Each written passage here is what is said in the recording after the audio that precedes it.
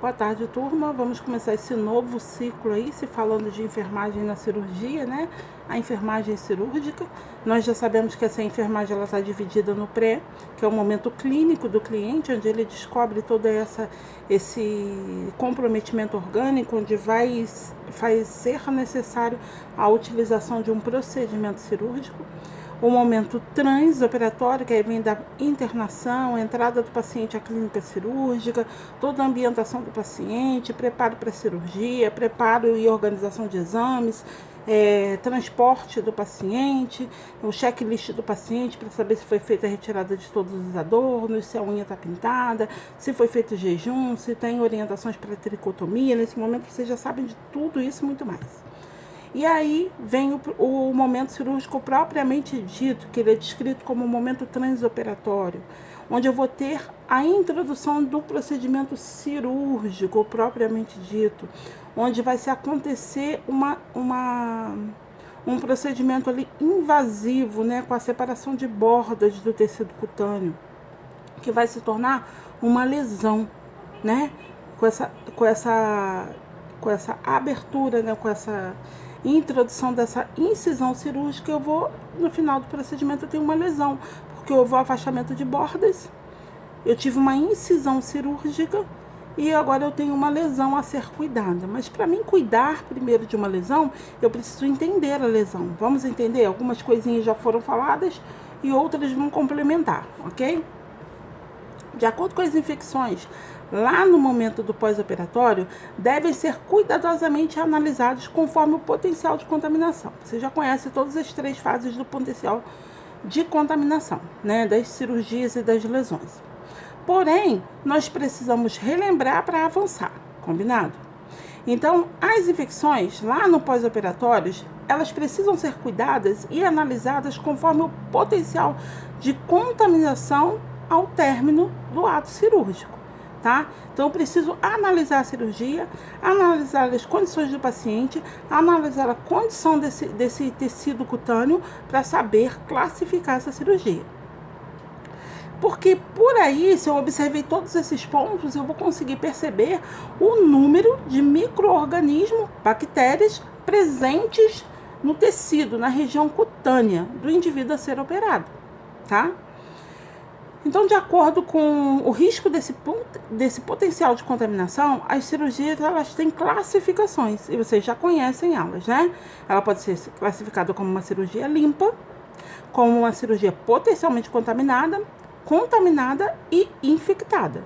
Essa aula já foi dada, porém agora nós vamos adentrar e aprofundar um pouquinho mais para poder fazer uma aula na próxima semana de curativo cirúrgico.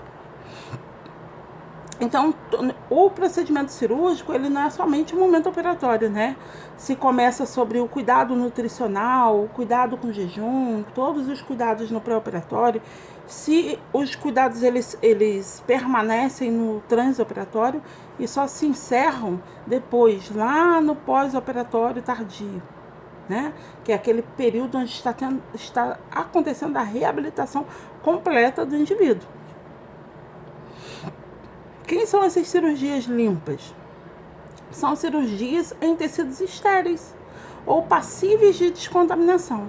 Ou vai ser cirurgia em tecido estéril ou de fácil descontaminação, tá? Ele não pode ter a presença do processo infeccioso, então ele vai ser ausente, não tem o processo infeccioso.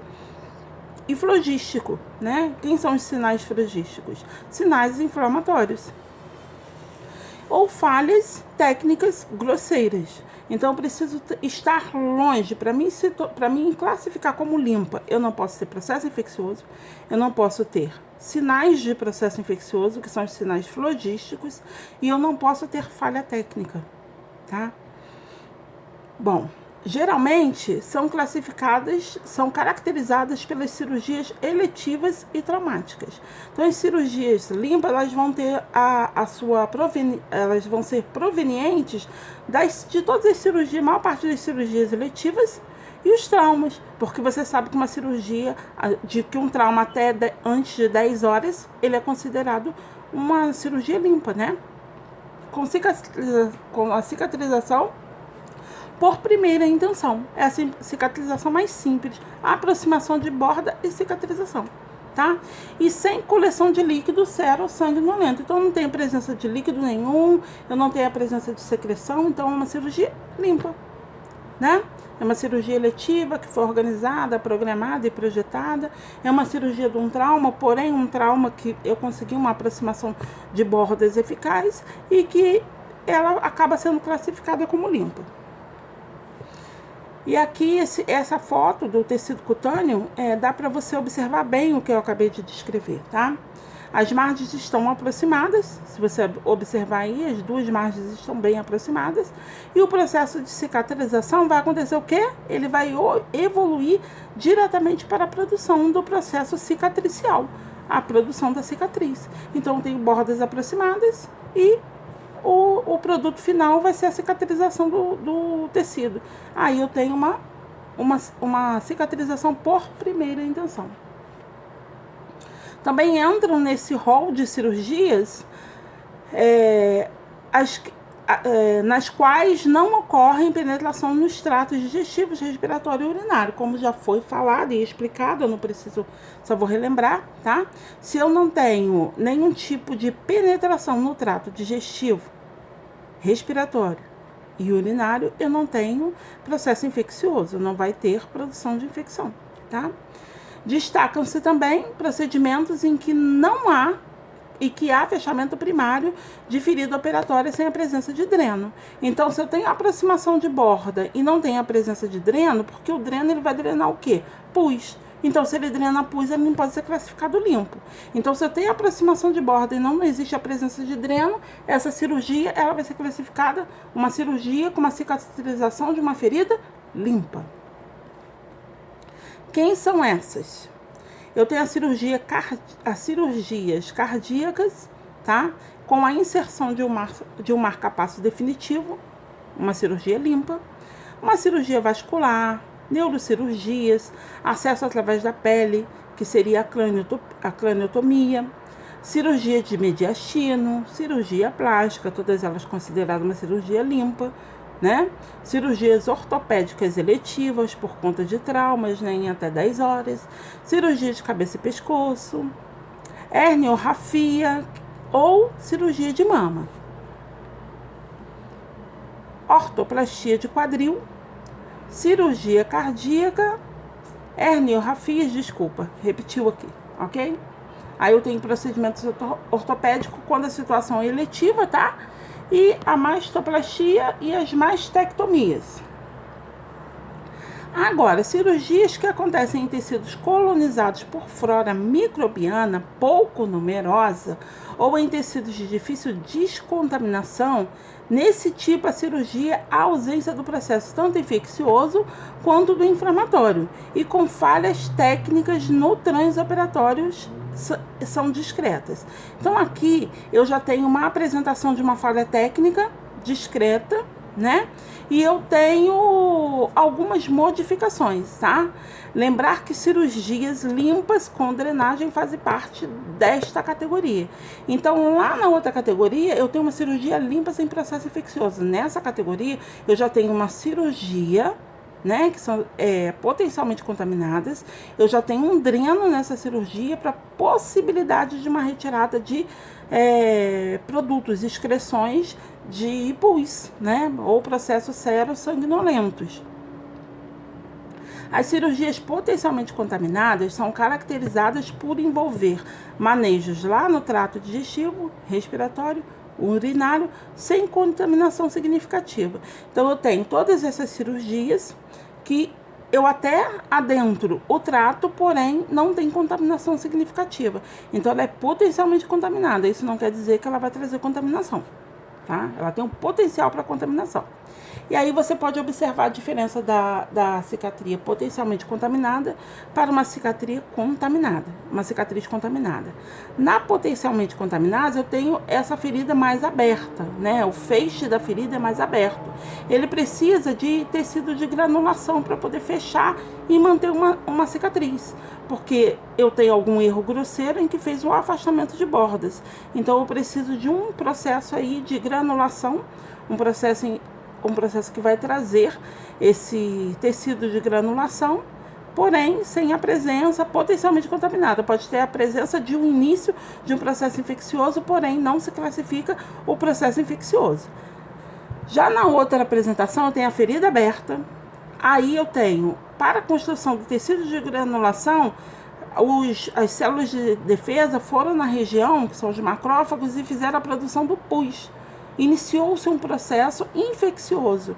Depois eu venho com o processo do tecido de granulação, que é o tecido de granulação que vai encher, fazer a cobertura, fazer a cicatriz interna daquele tecido, e depois a cicatriz propriamente dita, tá? E aí, quando eu tenho as potencialmente contaminadas, eu tenho uma esterectomia abdominal, eu tenho um parto cesáreo, que está aí classificada como potencialmente contaminada, tá? Tem cirurgia de intestino delgado, eletivas sem supuração. Supuração seria quantidade de líquido distendido na cavidade abdominal, tá? Líquido esse que pode ser pus ou pus com sangue, sero sanguinolento. Cirurgia das vias biliares sem êxtase ou obstrução biliar. A cirurgia ela existe, mas eu não posso ter nenhum extravasamento. Feridas traumáticas limpas até 10 horas, como já foi falado. Colestectomia não supurativa. Cirurgia cardíacas com circulação extracorpórea. Aí eu já tenho um grande potencial de contaminação, porque o sangue está passando por uma máquina. Neurocirurgia, cirurgia de árvore brônquica. Aí eu já tenho a entrada dentro do sistema respiratório, né? A cirurgia plástica, ela pode ser potencialmente contaminada se ela estiver nela a introdução de drenos. E cirurgias urológicas. Apesar dos rins serem estéreis, a cirurgia vai fazer penetração de trato. Então, o ambiente deixa de ser estéril para se tornar potencialmente contaminado. Não esqueça que o potencialmente contaminado ele tem um potencial para contaminação, mas isso não quer dizer que eu tenha a produção de pus e o processo inflamatório, tá? Cirurgias que se caracterizam por ter sido realizadas em ter sido traumatizados recentemente, abertos, colonizados por flora bacteriana muito numerosa, descontaminação difícil ou de impossível descontaminação, ou cirurgias nas quais tenham ocorrido falhas técnicas grosseiras, são cirurgias contaminadas. Aqui nesse processo eu já tenho a cirurgia com o processo infeccioso e o crescimento do número da flora microbiana, tá? O trato digestivo é caracterizado desta classificação, com a presença de inflamação aguda na ferida operatória e na cicatrização, que se caracteriza de segunda intenção, tá? Então, eu vou ter uma cicatrização mais dificultosa, porque eu tenho um erro grosseiro, vai ter uma cicatrização de segunda intenção, é uma ferida contaminada, afastamento de borda, e também eu não tenho a presença de pus. Aí eu tenho uma ferida contaminada. Eu tenho a presença do processo infeccioso, mas não tenho a produção do pus. E aí eu tenho as fases da cicatrização, né? Que é a fase inflamatória, que não tem nada a ver com pus, tá bom? É a fase inflamatória, onde eu tenho a reação do sistema de defesa, que vai trazer a fase proliferativa, que é o momento onde eu vou ter o crescimento do tecido de granulação, e depois a maturação, que é o início da cicatrização. Aqui eu coloquei, ó, a fase inflamatória ela dura de 1 a 4 dias, né? Presença de secreção. E nessa fase ocorre a liberação de mediadores. É nessa fase inflamatória que vai vir o processo dos mediadores que vão trazer uma coagulação sanguínea. Na fase proliferativa, eu tenho o crescimento do tecido de granulação.